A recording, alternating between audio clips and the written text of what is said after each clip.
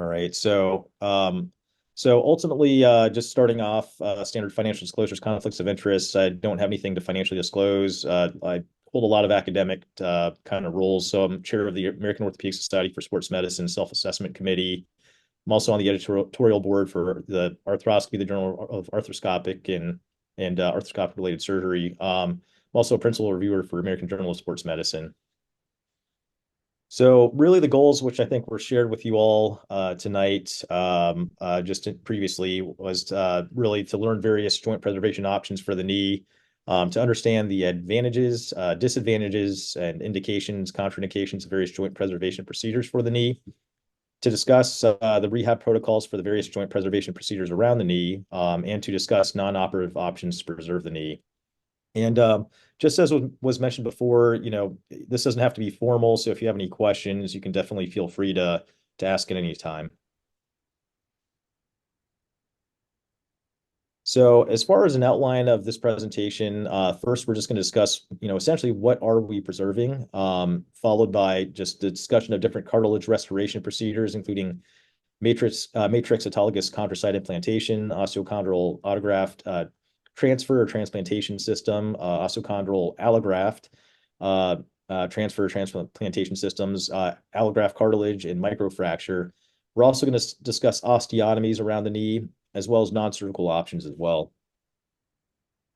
So ultimately, first, in terms of what we are preserving or what are we preserving, it's really the articular cartilage. So, that is really the thing that we're most worried about regarding the knee. In almost any injury of the knee, that's what we're concerned about in progression of osteoarthritis. So articular cartilage is hyaline cartilage. It's composed predominantly in this order of water, collagen, proteoglycans, non-collagenous proteins, and cells.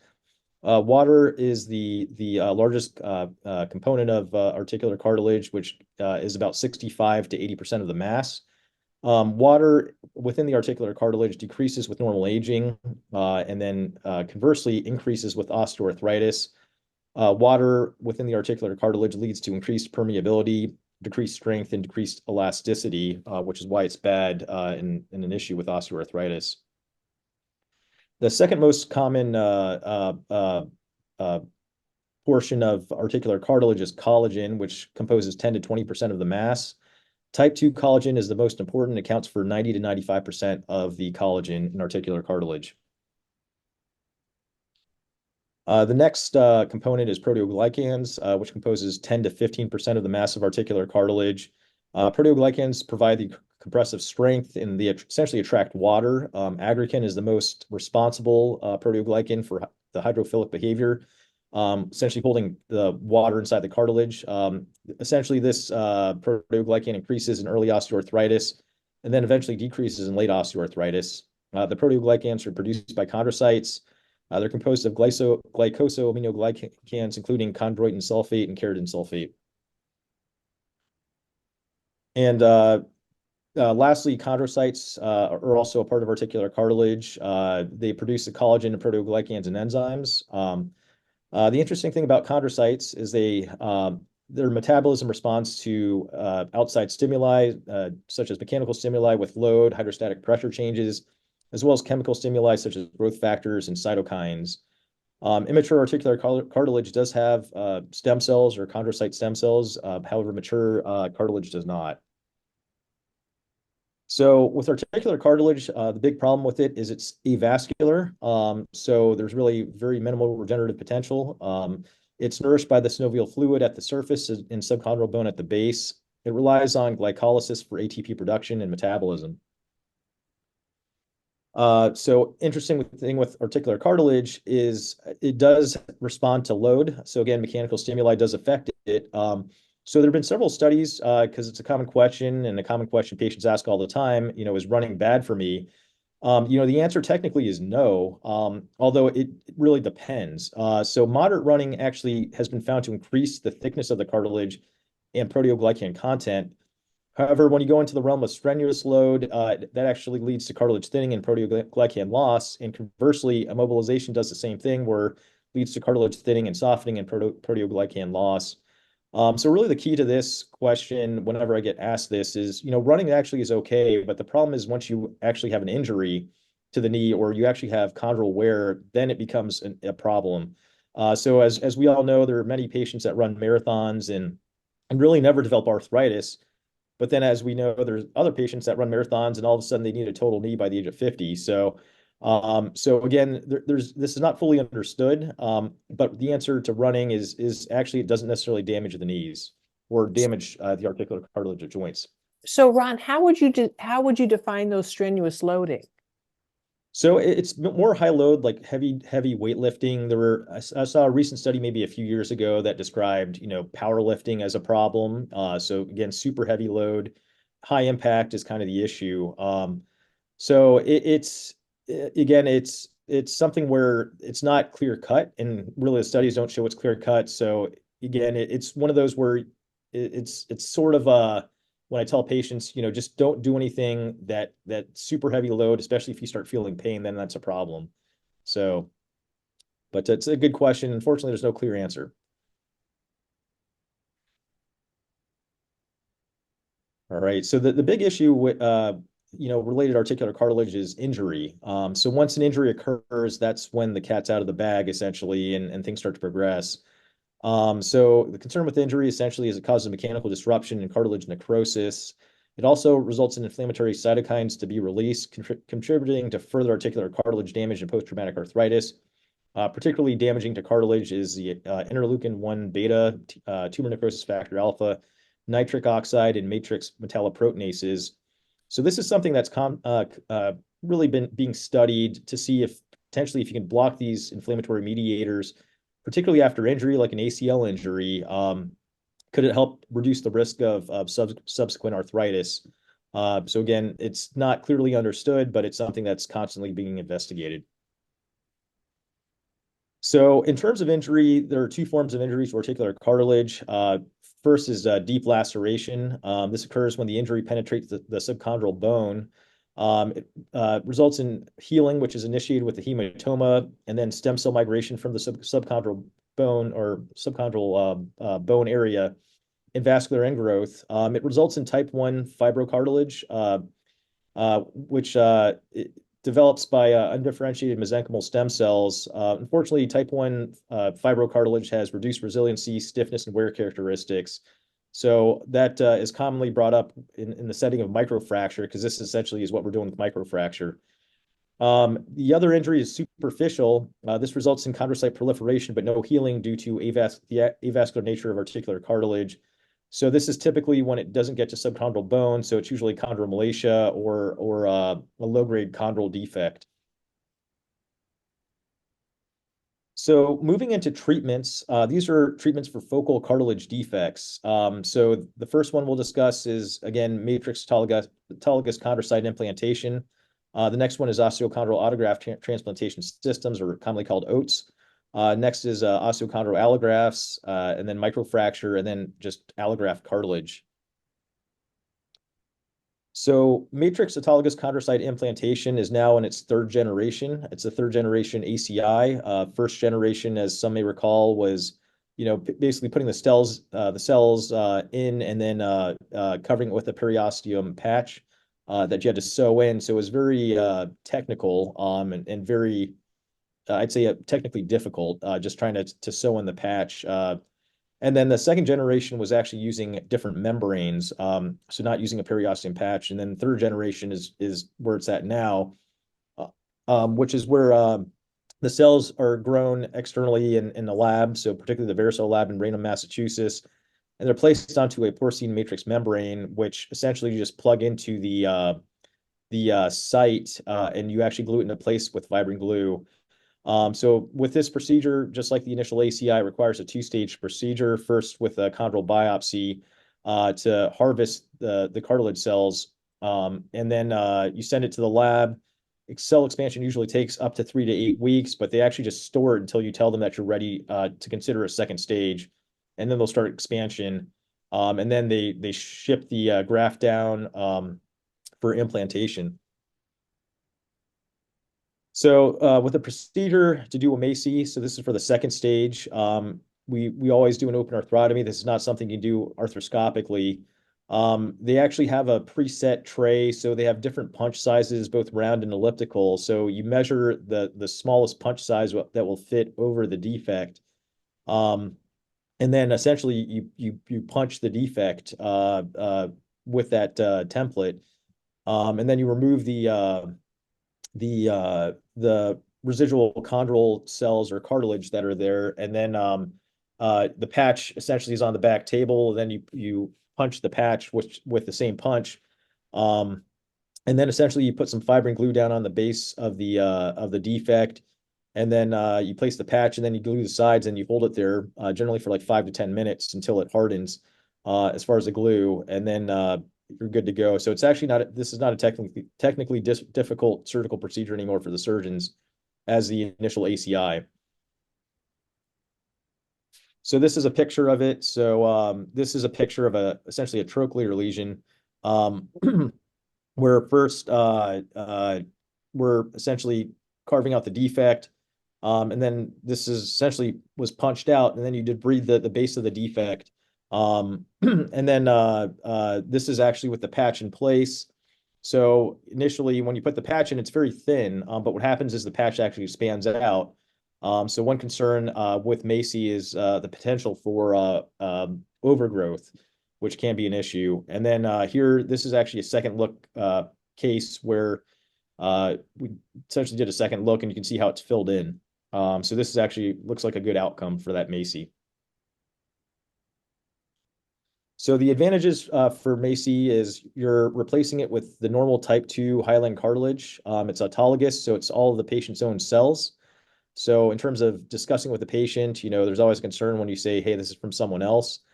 You can use this for really any size defects. So you can use it for large defects. And the nice thing, as you can see on that trochlear defect, is it can fit any contour. So it doesn't matter, the shape of the surface, it can fit anything. The disadvantages is it requires two surgeries. So again, you first have to biopsy the cartilage, and then you have to do the second stage implantation. It's also very expensive, although thankfully most patients have insurance and it's covered by insurance. But the graft, I've been told, costs about $50,000 to $60,000, so not cheap at all. And you can't really do this, or it's not really indicated if there are actual subchondral bone defects. Although there are some procedures described where you can do bone grafting, but typically we tend to consider doing an OATS or an osteochondral allograft for those issues. So when would you do the implantation? A graft like this, Ron? Like what situations or Yeah. Good question. So if it's definitely a larger lesion, so over 1 square centimeter for me is usually a good indication, just because the oats punches usually only can fit 1 square centimeter. You can potentially do like a 12 by 12, but they're all circular. There's no like oval punches. So if you have like an oblong lesion, really oats isn't the best way. Although with oats, you can do something called a mosaic plasty, which I'll discuss in a bit. Where you lay two plugs down. But in my opinion, I think a MACI just fits better. So I've had situations where I've gone in, planning to do an oats on a patient just because the MRI shows there's a smaller defect. And I've actually had two recent situations where that happened. And then you go in and realize the defect's much bigger. So the nice thing is you can always harvest the cartilage and do a chondral biopsy for varicella for the MACI while you're there. So it's not all for lost. And then in those situations, and commonly, I would have a good discussion with the patient afterwards, just saying, "Hey, I'm sorry, oats was not the right procedure for you," and then just discuss about essentially options in the future. And if they decide to move forward with MACI, then we can start cell expansion. But Thanks. the other area where again I would consider it is just again if it's like a trochlear lesion, so something where it's not a pure round area surface or patellar as well. Sometimes if you get lucky and it's patellar and it's just on the flat surface of one of the facets, you could do an oats for that. But the concern for the patella is it's not very thick. So with an oats procedure, you're taking a pretty thick plug. So it's got to, ideally fit, and it's a press fit. So if it's not a very deep area of the bone of the kneecap, then that oats isn't really going to hold very well. So then MACI probably makes more sense. All right. So in terms of the rehab protocol, and what you'll hear me recurrently say throughout this presentation is there really is no consensus for rehab protocols for any of these procedures. If you look at from study to study, everyone's slightly different. So the rehab protocol for MACI is variable. The interesting thing is MACI, especially when they came out as third generation, Vericel did publish a protocol. But the interesting thing is if you try and look on their website now, you can't find it. So, but some people still have it on their personal websites to find. So there have been several studies looking at rehab protocols for MACI recently, within the past 2 years. Again, really, they show that there's no absolute consensus. And I'll actually discuss some of those papers that came out. But the one thing that everyone can say is there is consensus that ideally full weight bearing should be by at least 12 weeks post-operatively. So this is one of the studies that essentially titled the most common rehabilitation protocol after MACI as immediate partial weight bearing and continuous passive motion. So this was a systematic review of 22 studies evaluating just post-op protocols. All but two allowed partial weight bearing immediately for tibiofemoral lesions. And again, partial weight bearing includes touchdown weight bearing. So it's not, actual like 10 or 20% weight bearing. It's also touchdown. 9 studies allowed full weight bearing at week 6. So again, so with this, full weight bearing and weight bearing is tolerated or different. So full weight bearing means that you can fully walk. Weight bearing is tolerated means that, hey, if it hurts, just don't push it. So most people aren't fully weight bearing when they initially start. Weight bearing is tolerated. 11 studies allowed full weight bearing at week 8. 10 studies allowed full weight bearing at weeks 10 to 12. The reason that there are more studies listed here than the 22 studies is that some studies compared different time points. And again, the consensus was that full weight bearing should begin by at least 12 weeks. They did discuss CPM use, and 18 studies use CPMs initially post-op within 12 to 24 hours, starting at 0 to 30 degrees. And ultimately, they do progress it. Typically, again, there's no consensus, but a lot of us will progress a range of motion to roughly 90 degrees by week 4 to 6 and go from there. So they did look at return to play with these studies, which only 10 studies reported return to play guidelines. 9 studies allowed return to play at 12 months. 1 study allowed return to play at 6 months. So this was another study that was done with a modified Delphi technique, which is basically a survey asking who they consider expert surgeons in the field, what they consider is reasonable. So again, it's something where this is very subjective, but what they considered essentially an expert surgeon was a surgeon who did 10 or more MACIs a year. So again, MACIs are not common in any surgeon's hands. So 10 is what they considered an expert surgeon, and they were able to find 12 surgeons that were willing to participate in the surveys. And then essentially they felt consensus was over 75% agreement between the surgeons.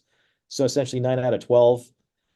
So they felt that they had consensus that the time to full weight bearing for patellofemoral lesions was immediate, which for patellofemoral lesions, essentially we would restrict range of motion because flexion more than weight bearing is a problem. So if you're fully loading the knee locked in extension, that's not going to cause any stress to a essentially a patellofemoral lesion or MACI.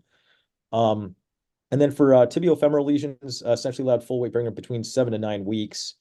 The range of motion progression, they felt that they would progress patients to 90 degrees by week 4 and full range of motion by weeks 7 through 9. All right. So moving on to the next procedure, which is osteochondral autograft transplantation or transfer systems, commonly called OATS. OATS is essentially a plug that's transferred from an area of non-weight bearing to a weight bearing surface. So commonly we get it from the sides of the trochlear groove, as you can see here on this picture illustration. And then you can see this is a study that looked at taking plugs from a lot of different areas around the knee and just how well they fit in terms of contour. So you can take it from, again, just the far extremes of the trochlear groove, and then also kind of from areas around the notch. So the nice thing with OATS is that it can be used for osteochondral lesions. So again, if there's both cartilage and bone damage, and it's a single stage surgery. So the advantages is again single stage surgery. It's composed of hyaline cartilage. It's cheap due to being an autograft and can be used if there's a bone defect. The disadvantages, just I had mentioned before, is you can only really use it for smaller lesions around 1 square centimeter if you're just trying to use one plug. Again, you can do something called a mosaicplasty, which is where you take multiple plugs and you try and just fill it in. It's almost like doing a mosaic of tiles. And then the gaps in between essentially just fill in with fibrocartilage, similar to a microfracture. The disadvantage of this is increased morbidity due to donor site injury, essentially. And you cannot use these for complex shaped surfaces like the trochlear groove or certain areas like the apex of the patella. And again, just as I mentioned before, rehab protocol, there's really no consensus. Typically, most of us allow full weight bearing by week 6. However, because it is a structural graft, a lot of us do consider earlier weight bearing, especially for an oats. And then the next procedure is osteochondral allograft transplantation, which is very similar to oats, but instead of using a plug from someone's own body, you use an allograft from a cadaver. So this is used really for lesions that are greater than 2 square centimeters.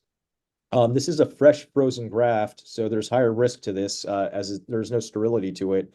There's higher risk of disease transmission. And unfortunately, I have heard cases where they didn't find something before it was, a graft was implanted, and then after the fact, the testing facility for whoever donated the graft said, "Hey, we just flagged something." Thankfully, it hasn't been any of my patients, but unfortunately, I've heard that from my colleagues. So it is a more substantial risk. The matching process also is very complex. So with this, you have to essentially essentially get advanced imaging and then try and find a suitable match that has the same contour as the defect you're trying to fill. So it's not something where a graft is readily available. So it's almost like an organ transplant where you have to be at the ready. So once a graft that matches is released, you have 2 weeks to implant it because it's a fresh frozen graft. So again, it's very disruptive to patients' lives and as a surgeon, it's not easy to just be available, especially with a 2 week heads up. So, in terms of the allograft, it requires bone integration by creeping substitution. So it's not as stable as the oats off the bat. So with this, we do consider weight bearing protections off the bat too. So going into the rehab protocol for this, again, no consensus. This study looked at 35 different protocols that were published. It looked at both osteochondral autografts and allografts. 18 were specific to autografts, 11 to allografts, and 6 combined. And for autographs, they found that 96% of the protocols included CPM use. Post-op bracing was recommended in 88% of protocols for an average of 5.7 weeks, for a range of 0 to 8 weeks. 63% of the protocols recommended locking the brace and extension during ambulation, which the thought for that is it just protects the graft in the event that if a patient were to fall or bend and then kind of shear the graft, is a concern. So if it's locked straight, it's lower risk. For range of motion, 92% of protocols allowed 90 reflection at an average of 1.7 weeks. 75% allowed 110 degrees flexion at an average of 3.4 weeks, and 88% allowed full flexion at an average of around 7 weeks. For weight bearing, 21% did allow immediate weight bearing as tolerated. The average weight bearing as tolerated for the protocols was around 5.2 weeks. Full weight bearing was around 6.9 weeks. For allografts, 94% of the protocols recommended CPM use. 100% recommended post-op bracing for an average of 6.5 weeks. 82% of the protocols recommended locking the brace and extension when ambulating. For range of motion, 100% allowed 90 reflection at an average of 1 week. 47% allowed 110 degrees flexion at 4.4 weeks. And then 100% allowed full flexion by around week 6 to 7. For weight bearing, 12% allowed immediate weight bearing, and the average for weight bearing as tolerated was around 6.2 weeks for the protocols. average full weight bearing was around 7.7 weeks. So you can see, there's definitely variability with these protocols. So for return to activities, for running, for the osteochondral autografts, 67% allowed it roughly around 4 months. For the allografts, 59% allowed it approximately at around 4.5 months. For return to sport for the autograft, 67% of the protocols allowed return to sport around 6 months out. And then for the allograft, ultimately it was between months 7 and 8, approximately. So the next procedure is using essentially minced allograft cartilage or morselized allograft cartilage. There's a lot of different manufacturers on the market. These are just a few, with De Novo, with Zimmer Biomet, BioCartilage with Arthrex. These can be used for any size, just because you can use as much graft as you need. It's performed very similarly to a MACI, where you essentially clean out the defect, clean out the base of it, and then you seal it and glue it in there with fibrin glue. It's a single stage. It is expensive, as these grafts are not cheap. The problem with this is there really is no long-term study that shows outcomes, particularly with athletes. So there's not really a lot of data on this, but it is something that's available for use. And the last procedure that I'll bring up is microfracture, and the reason I saved it for last is it's actually fallen out of favor for the knee. I don't really know a lot of especially highly specialized sports surgeons that really consider microfracture anymore for knee cartilage defects. We still do usually consider it as mainstream for other things like the hip or the shoulder, but not so much the knee anymore. But for this, for microfracture, we tend to consider the use of this for smaller defects. The classic number is less than 2 square centimeters. This can be performed using microfracture awls or picks or drills. It's very easy to perform, and basically, yeah, you always, every facility has picks and awls available if you ever consider it. So if you go into a knee and you're not really aware of a chondral defect being there, you have easy access to do this at the same time. It's very easy to perform with an arthroscopy. It's very low cost. It forms a fibrocartilage, so not hyaline cartilage, which is type 1 cartilage. One possible problem with it is it can result in bone overgrowth. And again, it's just not commonly done as much anymore, although it's still considered reasonable. But again, most of us don't really do these anymore. So again, going back to rehab protocols, again, no consensus. But typically for MACI, microfracture, and allograft cartilage, we typically wait 6 weeks until full weight bearing. For osteochondral autografts and allografts, you can consider full weight bearing earlier since they are structural grafts. And for patellar lesions, you can consider full weight bearing early in a brace held in extension, since that doesn't load the joint. Although with patellar defects and lesions, it's more of a range of motion restriction that we require, where we gradually start letting them bend and flex with time, because that is what loads those areas.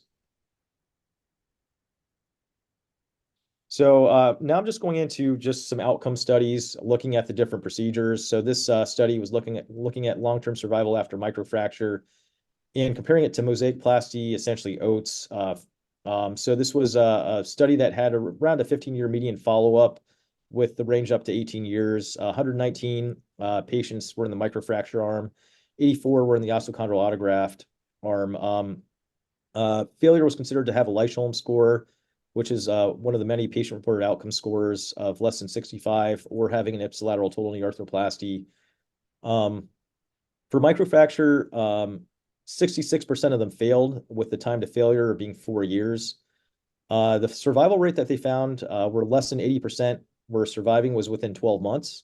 For the survival rate where it dropped to less than 60% was within 3 years. So again, not really great data. For oats, I found that 51% failed over the course of the study. Time to failure was about 8.4 years. They found that for the survival rate to drop to less than 80%, that occurred around year 7. And the interesting thing is it stayed higher than a less than 60% rate up until 15 years. So again, just looking at the numbers, the reason for this, as you can see that the failure rate was 51%, so it doesn't quite make sense that that they had a less than 60% failure rate or survival rate at 15 years is because I guess after 15 years, some of them failed, so then they got up to 51%. So this is another study just which looked at a lot of the different procedures together and looked at the comparative effectiveness of these procedures with respect to minimal clinically important difference. This was a meta-analysis of about 89 studies with 3,894 patients. What the MCID is it essentially represents the numeric improvement in patient-reported outcomes that represents clinical detectable improvement in a patient's condition. So the PROs that they looked at were the visual analog pain score, the International Knee Documentation Committee score, and Leichelm scores. So they evaluated these procedures basically categorized into short-term, 1 to 4 years, midterm, 4 to 9 years, and long-term, which is greater than 10 years as far as outcomes. They found that for microfracture, the MCID for all short to midterm outcomes or sorry, it met MCID for all short to midterm outcomes except for VAS in the midterm. So again, that means that the pain compared to preoperatively was not substantially better in the midterm.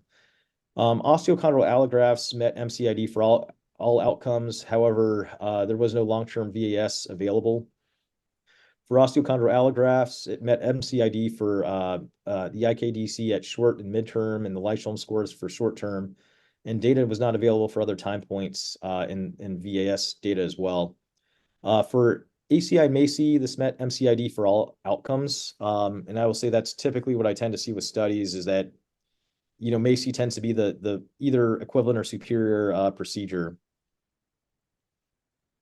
All right, so now I'm moving into osteotomies, which is a whole different mindset. So the previous procedures were all designed to regenerate or kind of build new cartilage. Osteotomies are designed to reduce load on the damaged or affected areas to try and preserve the knee. So again, we consider all of these in younger patients. So the osteotomies I'll be discussing are the proximal tibial or high tibial osteotomies, the distal femoral osteotomies, and tibial tubercle osteotomies. So starting off with the proximal tibial or high tibial osteotomy, this is done predominantly for varus abnormalities. It's typically valgus producing, which offloads the medial compartment. It can be done as a lateral closing wedge or medial opening wedge osteotomy. Really, the key for this is the patient should not have any pathology of the lateral compartment as you're starting to place more load with these osteotomies on the lateral compartment. Really consider this in younger patients, less than 60 years of age. Oftentimes, most of us will consider trialing the patient in a medial unloader brace prior to surgery because this actually will mimic the effect of the osteotomy. So for lateral closing wedge osteotomies, it's a little bit more technically difficult because we have to perform a fibular osteotomy at the same time, or else the knees can be held out to length or the bones can be held out to length because of the fibula. There's increased risk to the peroneal nerve because we're right in that area. It's more complex because we have to make 2 osteotomy cuts since essentially we're removing bone. It is better in the sense that it's bone-to-bone healing, so union rates are much higher. I will say this is not as common currently just because of the higher risks and the more technical nature of the procedure. So typically, for proximal tibial osteotomies, medial opening wedge osteotomies are commonly performed. With this one, it requires bone graft, basically to fill the defects. So we're actually opening up the bone and filling it to gain more distance, essentially. So we don't need to perform a fibular osteotomy. The downside for this, since we're not trying to cut all the way through the bone, is there's a risk for developing a lateral hinge fracture, which this is actually a view of from a study just describing what we do to try and prevent it. So we use these K wires essentially to help protect the bone when we make the osteotomy cut. This AK wire is basically in line with the cut. So we actually cut over the K wire to use it as a guide. And then this BK wire is placed to basically stop the cut from going any further laterally than where the K wire is, because you want to leave about five millimeters to a centimeter of bone there to prevent a lateral hinge fracture. So when you open it up, the bone is somewhat elastic. So your goal is not to break through the bone, so it's stable. And then you essentially fill the defect with a bone graft, and then you put a plate over the top. So this is a picture of a high tibial osteotomy. So again, you can see the plate here. Typically, most of the plates have a little wedge just to help hold it open, and then we fill this in with bone graft. But in terms of rehab protocols, we start off generally restricting post-op weight bearing. We generally do partial weight bearing for a minimum of 2 weeks. We may extend it to 6 weeks if there's a lateral hinge fracture, again, because it's more unstable. Typically, we advance to full weight bearing around week 6. Oftentimes, we consider return to light activity around week 12 or month 3, and return to sports around week 6, or sorry, month 6. So this is just a study looking at outcomes after high tibial osteotomy. It's a systematic review. Included 19 studies with 1,189 patients. The mean age of patients undergoing osteotomies or high tibial osteotomies was 46 years. The mean follow-up for these studies was about 5 years or 5.5 years. Return to sport, they found that 87.2% of patients were able to return to any type of sport. However, only 76.8% returned to a sport of an equal, demand level or greater level. In terms of return to work, 84.5% were able to return to work. However, 65.5% were able to return at an equal level or a greater level. And 90% of those that did return to work returned to work within the first year. The overall complication rates of high tibial osteotomies was about 5.8%. They found that roughly about 7% progressed to total knee arthroplasties at a mean of 6.7 years. So moving on to distal femoral osteotomies. So these are considered for valgus abnormalities. They're varus producing and they offload the lateral compartment.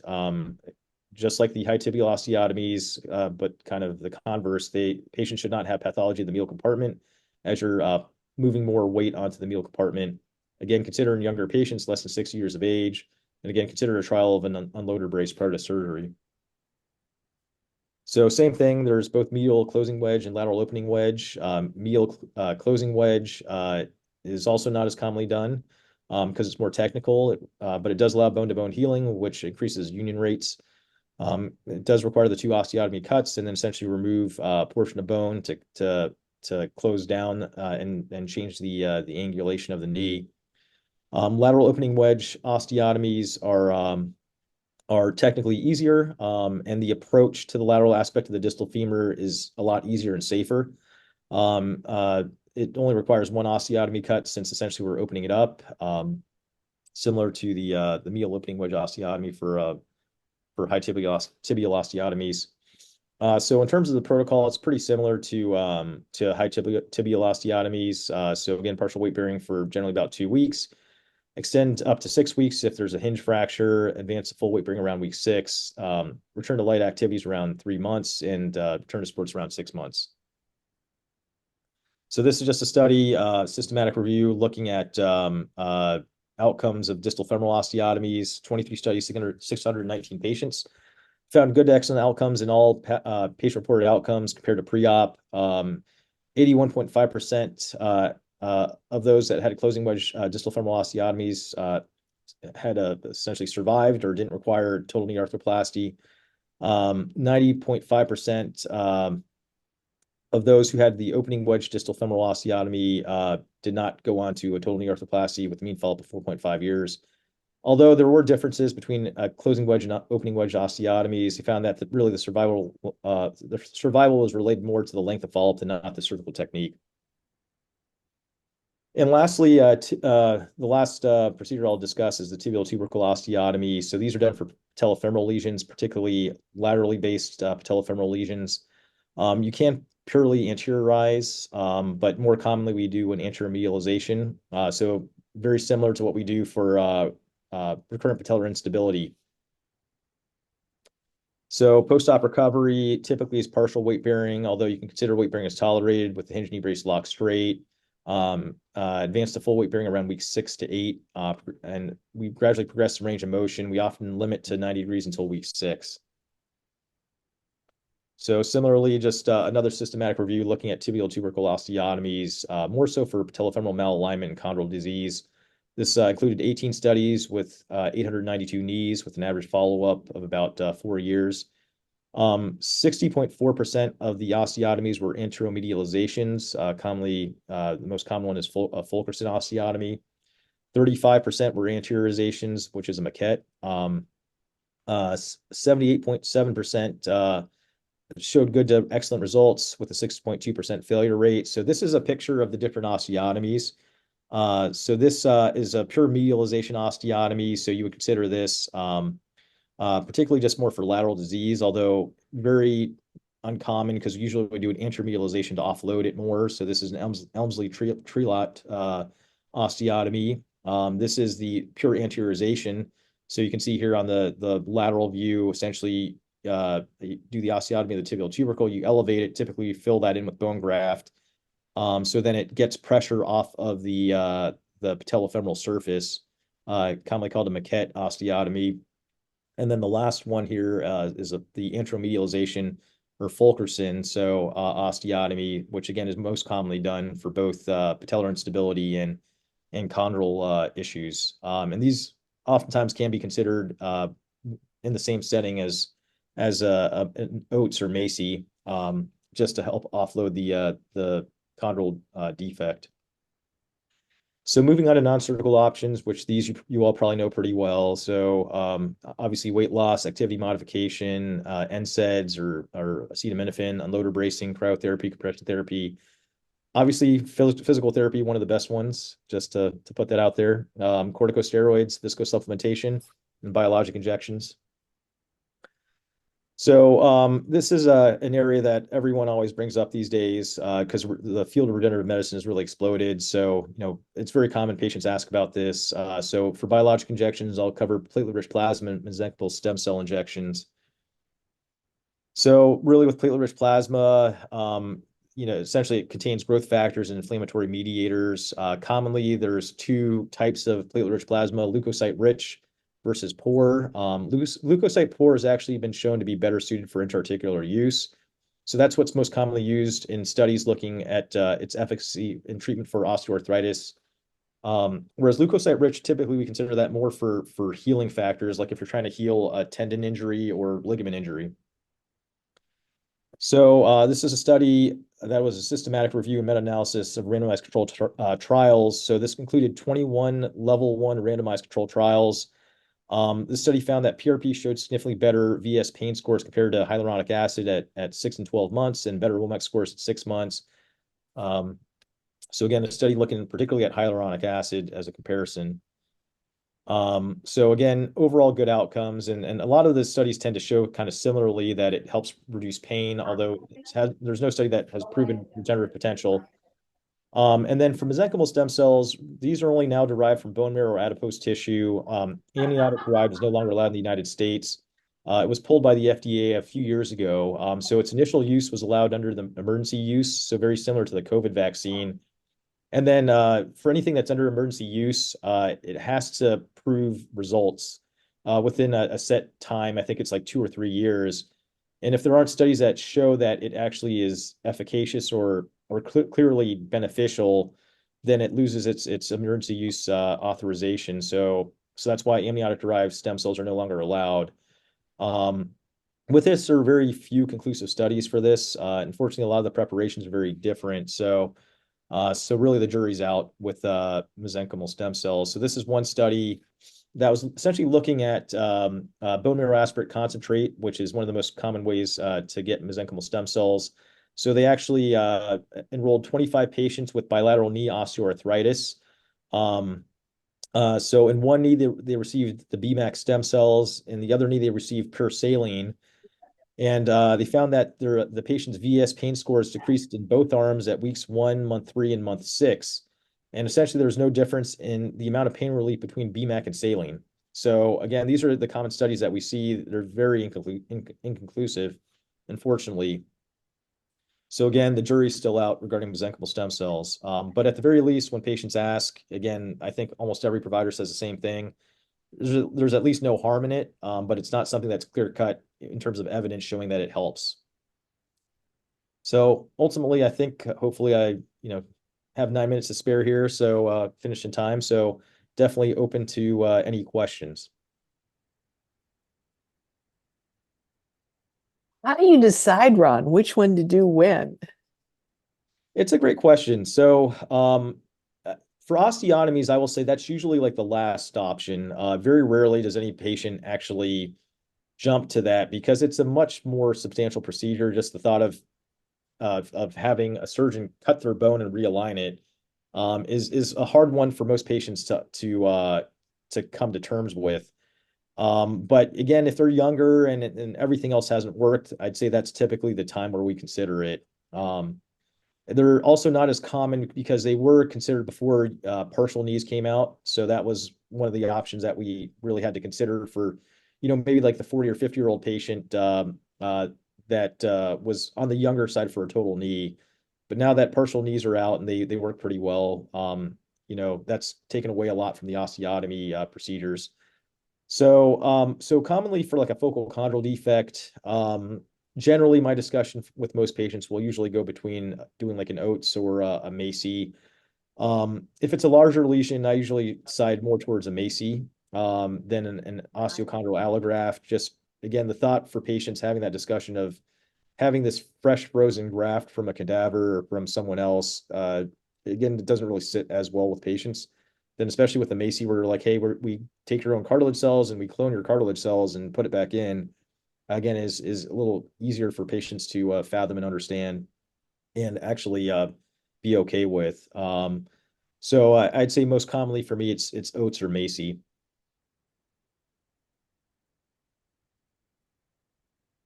And do you do more of the partial and total knee replacements or more of the Oh, these? I'd say overall, as you can see, Macy's are not commonly done by really any surgeon in the United States. So, for that Delphi study, where they were trying to find expert surgeons, there's really only, I think they found, I forgot, was it 12 surgeons that did over 10 was their criteria a year. Yeah.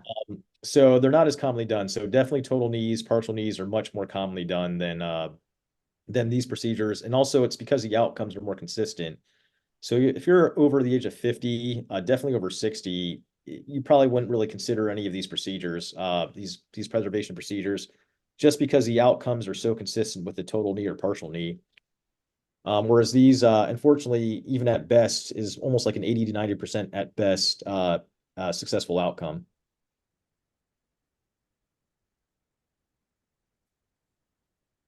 Well, thanks, Ron. Does anybody else have any other questions they'd like to ask Ron to weigh in on tonight? If not, we cannot say thank you enough, you all, for joining us. And Dr. Paik, thank you again for giving us so much of your time this evening. On behalf of Body Dynamics and Nursal Orthopedic Center, have a wonderful evening, you all, and thanks again for joining us. Thanks, everyone. Have a good night. Good night, you all.